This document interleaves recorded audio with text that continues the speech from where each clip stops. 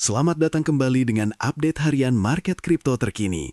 Hari ini kita akan bedah pergerakan Bitcoin dan altcoin setelah sentimen extreme fear mendominasi pekan lalu. Banyak yang bertanya, apakah kita sudah selesai koreksi atau ini baru permulaan? Kita lihat dari sudut pandang makro dan on-chain hari ini. 3 sentimen global utama, mulai dari The Fed US, Bank Sentral Eropa, hingga kebijakan likuiditas dari Tiongkok, semuanya saling tarik-menarik. Ditambah lagi, indikator siklus on-chain seperti Pi Cycle Top dan Fuel Multiple masih memberikan lampu kuning, tanda bahwa kita belum memasuki fase euforia puncak. Tetap di sini, karena kita akan bongkar tuntas poin-poin krusial yang wajib kalian catat. Sebelum kita lanjut, perlu diingat bahwa semua konten yang disajikan di sini bersifat edukasi dan analisis pasar semata.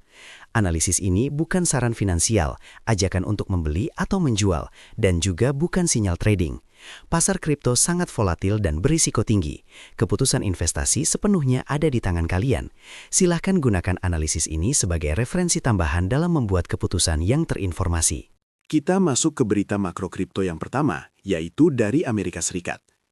The Federal Reserve baru saja mengisyaratkan akan menahan sementara kenaikan suku bunga di tengah kekhawatiran inflasi.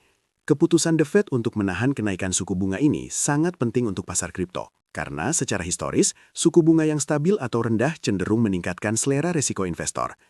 Ketika aset tradisional seperti obligasi kurang menarik, dana seringkali mengalir ke aset beresiko tinggi seperti Bitcoin dan altcoin. Ini mengurangi tekanan penguatan pada dolar Amerika. Jika sentimen pasar bergeser ke arah aset beresiko, kita bisa melihat adanya dukungan harga yang cukup signifikan untuk Bitcoin dan Ethereum. Beralih ke Eropa, European Central Bank atau ECB juga mengambil langkah serupa, yaitu mempertahankan suku bunga kebijakan mereka di tengah tekanan inflasi yang persisten di zona euro. ECB menyatakan bahwa inflasi masih di atas target 2% mereka, didorong oleh harga energi dan gangguan rantai pasokan. Tindakan ECB ini memperkuat narasi kebijakan moneter yang hati-hati di Eropa.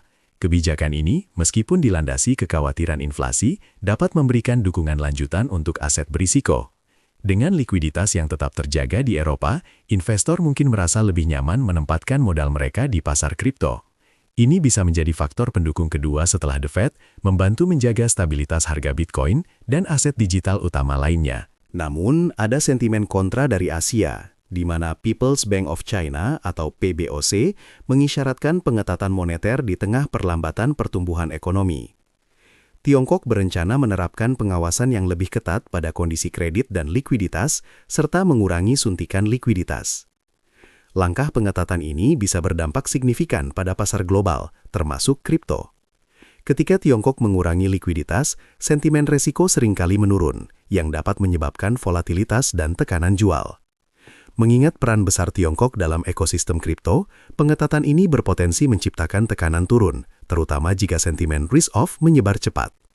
Kita harus memantau bagaimana pasar bereaksi terhadap ketegangan antara kebijakan akomodatif di barat dan pengetatan di timur. Sekarang kita lihat suasana hati pasar melalui Fear and Greed Index. Saat ini, indeks berada di level 13, berada di zona extreme fear. Level ini menunjukkan bahwa suasana pasar sedang sangat pesimis, di mana investor mayoritas diliputi ketakutan dan cenderung menjual aset mereka. Menariknya, level ini masih cukup stabil dalam extreme fear, bahkan setelah adanya kenaikan harga minor dalam beberapa hari terakhir. Kita mencatat dalam seminggu terakhir, sentimen ini bertahan antara 8 hingga 13, mencerminkan keraguan yang sangat dalam di kalangan partisipan pasar. Extreme fear seringkali menjadi indikator kontrarian. Secara historis, level ketakutan ekstrim adalah fase di mana potensi pergerakan agresif ke atas bisa terjadi, karena sebagian besar pemegang sudah menjual pada harga rendah. Namun, extreme fear juga bisa bertahan lama, jadi kita perlu indikator lain untuk konfirmasi. Kita pindah ke indikator siklus on-chain, dimulai dari Pi Cycle Top. Indikator ini menggunakan 2 moving average, MA110 dan MA350 dikali 2 sebagai batas atas siklus.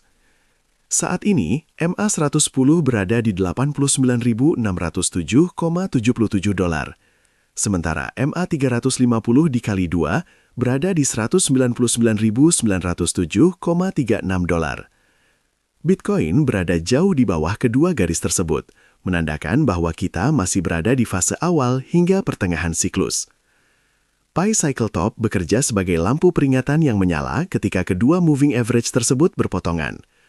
Saat ini, gap antara kedua garis masih sangat lebar, menunjukkan bahwa kita masih jauh dari potensi puncak siklus. Ini memberikan konteks bahwa meski ada volatilitas tinggi, peluang untuk pergerakan harga yang lebih tinggi dalam jangka waktu yang lebih lama masih terbuka. Selanjutnya, kita bahas Puel Multiple yang mengukur rasio nilai output harian para miner terhadap moving average tahunan mereka. Saat ini Puel Multiple berada di 0,94. Nilai ini biasanya berada di bawah 1 selama fase koreksi atau konsolidasi, yang sering disebut sebagai fase akumulasi. Level di bawah 0,5 mengindikasikan potensi dasar siklus, sementara level di atas 4 mengindikasikan puncak. Dengan nilai saat ini di 0,94, ini mengkonfirmasi bahwa kita berada di fase pemulihan setelah koreksi besar, atau masih dalam fase akumulasi yang stabil. Secara historis, pasar menghabiskan waktu yang substansial di area 1 sebelum lonjakan ke atas, menunjukkan bahwa saat ini bukanlah waktu euforia puncak, melainkan waktu yang penting bagi akumulasi oleh para pemain besar. Dari total 30 indikator siklus yang kita pantau, belum ada satupun yang memberikan sinyal puncak siklus. 3 indikator paling penting yang menonjol hari ini adalah MVRV Z-score di 0,47, Bitcoin Bubble Index di minus 4,49, dan Mayer Multiple di 0,70. Semua indikator ini, yang secara historis efektif memprediksi puncak, masih berada jauh di area safe atau accumulate.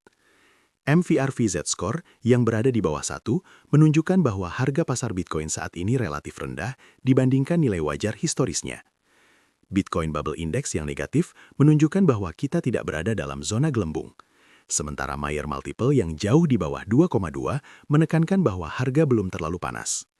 Ini menegaskan bahwa narasi extreme fear yang kita lihat di indeks sentimen lebih disebabkan oleh volatilitas jangka pendek dan kekhawatiran likuiditas, bukan karena kita mendekati puncak siklus multitahun. Itu dia update market harian kita hari ini. Kesimpulannya, indikator on-chain menunjukkan kita masih jauh dari puncak siklus, meskipun sentimen extreme fear mendominasi pasar jangka pendek. Selalu lakukan riset mandiri. Ingat, informasi di channel ini murni untuk tujuan edukasi dan analisa pasar. Terima kasih telah menyimak dan sampai jumpa di update berikutnya.